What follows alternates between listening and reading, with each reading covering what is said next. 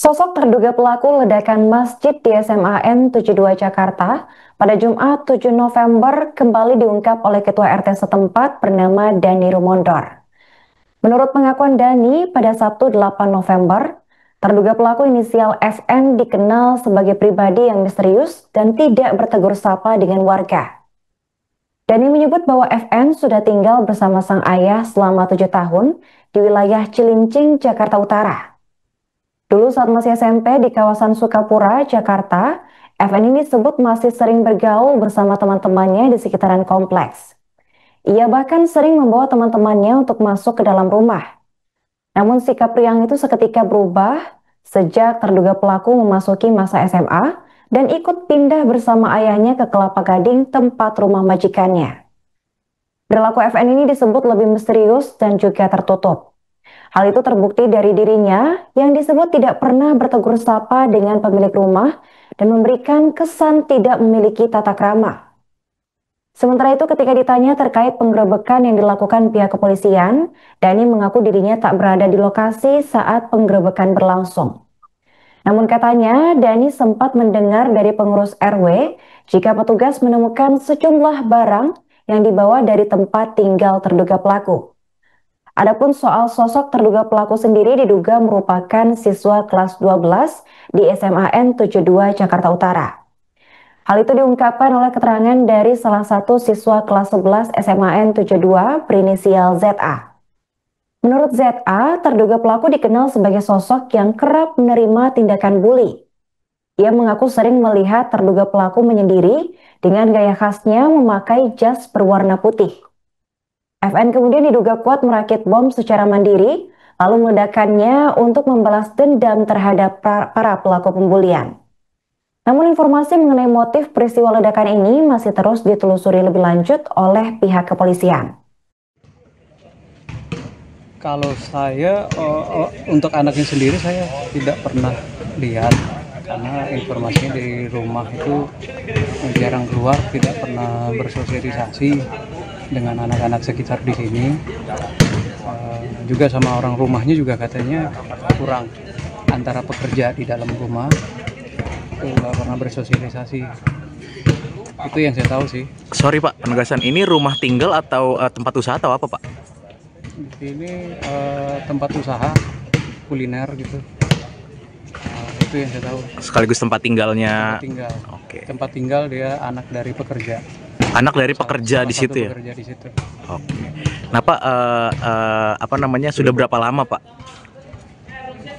tinggal di situ? Saya kurang tahu persis berapa lama, tapi yang saya dengar tadi sekitar mungkin 5-7 tahun ada di situ. Dari masih kecil sih, salah satu pekerja tadi ada cerita ke saya, sebenarnya dari masih SD kalau nggak salah tadi dia bilang sudah di situ. Tapi sudah selesai sih. Ya oke. Karena saya agak terlambat sampai juga tadi. Ada pengurus yang tangani tadi. Oke. Siap. Tapi sosoknya tertutup juga gitu ya? Kalau dengar cerita dari orang rumahnya sih tertutup.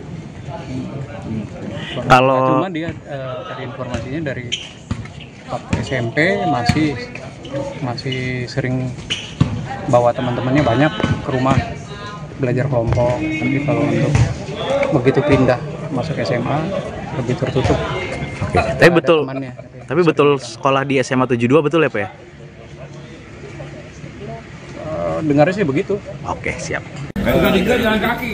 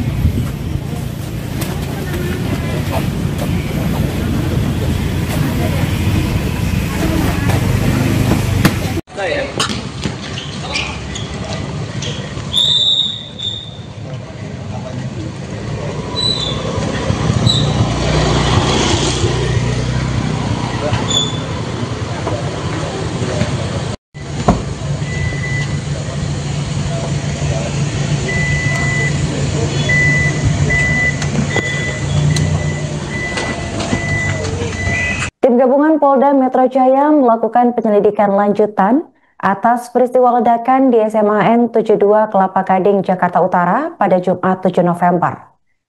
Tim Pusat Laboratorium atau Puslap IV Mabes Polri, Densus 88, dan penyidik Polda Metro Jaya mengambil sejumlah barang bukti dari rumah terduga pelaku inisial FN pada Jumat malam. Berdasarkan pantauan tribunjakarta.com, sejumlah petugas tampak kirim mudik dari rumah sembari membawa sejumlah bungkusan berwarna coklat. Satu di antara bungkusan tersebut bertuliskan paket berisi serbuk. Tampak pula ada bungkusan lainnya yang dibawa tim Puslap IV berisi barang bukti dari tempat tinggal FN. Barang-barang itu nantinya akan dibawa tim Puslap IV untuk diperiksa secara mendalam. Selain itu, dari rumah FN sendiri diketahui sudah terpasang garis polisi dan warga memadati area luar garis pembatas untuk menyaksikan langsung jalannya proses pemeriksaan. Petugas dilaporkan masih melakukan penyelidikan hingga pukul 21.30 waktu Indonesia Barat. Mereka menyisiri bagian dalam rumah terduga pelaku yang ternyata itu juga dipakai untuk tempat usaha kuliner. Menurut keterangan dari Ketua RT setempat yaitu Dani Rumondor, FN ini dikenal sebagai sosok yang misterius. Ia disebut-sebut jarang keluar rumah dan tidak pernah bersosialisasi dengan warga sekitar, termasuk dengan teman-teman sebayanya. Menurutnya, perilaku tertutup FN ini mulai tampak jelas sejak dirinya masuk ke SMA. Pasalnya, saat beranjak SMP, terduga pelaku dikenal masih sering membawa teman-temannya untuk belajar di rumah. Namun begitu menginjak masa SMA, FN menjadi lebih tertutup. Dari informasi yang beredar, terduga pelaku ini disebut kerap mengalami perundungan di sekolahnya. Hal ini diduga kuat menjadi alasan yang bersangkutan itu menjadi pendiam di SMA. Namun informasi mengenai dugaan perundungan yang menjadi motif FN melakukan aksi teror ini masih diselidiki lebih lanjut oleh tim kepolisian. Sebagai informasi, telah terjadi insiden ledakan menggemparkan di Masjid SMAN 72 Jakarta. Ledakan itu menuai sorotan publik karena terjadi saat sholat Jumat tengah dilaksanakan. Dari informasi terbaru diketahui total ada 96 orang yang menjadi korban dalam peristiwa ledakan ini. Total korban dirawat berjumlah 29 orang dengan rincian 14 di Rumah Sakit Islam Jakarta, 14 di Rumah Sakit Yarsi, dan 1 di Rumah Sakit Pertamina. Sementara itu 67 lainnya sudah dipulangkan ke rumah masing-masing dengan kondisi sudah membaik. Yang pertama kami sampaikan dari rangkaian kegiatan yang dilakukan oleh kepolisian, dilakukan penggeledahan. Penggeledahan ini dari alat bukti yang ditemukan di TKP merujuk untuk memilah persesuaian antara barang bukti pada saat penggeledahan dengan barang bukti yang ada di TKP. Nanti untuk lebih detailnya disampaikan dari rilis, mengingat yang melaksanakan ada Puslap IV Mabes Polri. Yang kedua, penekanan dari Bapak Kapolri dan Kapolda Metro Jaya, diharapkan kegiatan belajar mengajar tetap bisa berjalan kembali secara normal. Itu harapan kita bersama. Di situ juga di posko pihak Polri bersama KPAI mempersiapkan tim trauma healing untuk sama-sama bukan hanya fokus terhadap pemulihan medis, tetapi juga pemulihan terhadap psikis bagi korban maupun yang diduga melakukan tindak pidana. Tadi kan Pak Kapolri sudah tadi sempat nyebutin barang bukti ada serbuk segala macam gitu kan. Itu mungkin serbuknya apa tuh Pak Kabit? Karena ini juga yang foto beredar dan penggeledahan itu ada paket berisi serbuk itu. Dan yang kedua, Pak Kabit izin apa benar ada dugaan yang bom rakitan itu dia menggunakan kaleng soda dan itu ada berapa apa yang memicu ledakan tersebut? Oke, untuk barang bukti tadi serbuk nanti kita sampaikan secara lengkap oleh Puslap IV karena memang ya secara scientific investigation pelaksanaan pengolahan barang bukti ini adalah di kewenangan di Puslap IV. Nanti secara mereka-mereka yang memiliki expert, yang memiliki keahlian di dalam hal ini. Itu kita tunggu. Belum bisa dipastikan kalau itu ledakan itu berasal dari bom ya. Terus yang kedua, apakah aksi itu sudah dikategorikan sebagai aksi terorisme menurut undang-undang?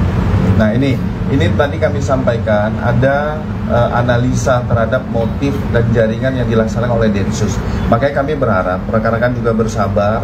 Satuan kerja ini masih bekerja dari Densus, Puslapor Mabes Polri, dari Gegana juga mencocokkan dari hasil temuan di lapangan, baik itu apakah dugaan bom ini berasal dari serbuk apa, itu nanti akan dijelaskan dari pihak Gegana. Download Tribun X sekarang, menghadirkan lokal menjadi Indonesia.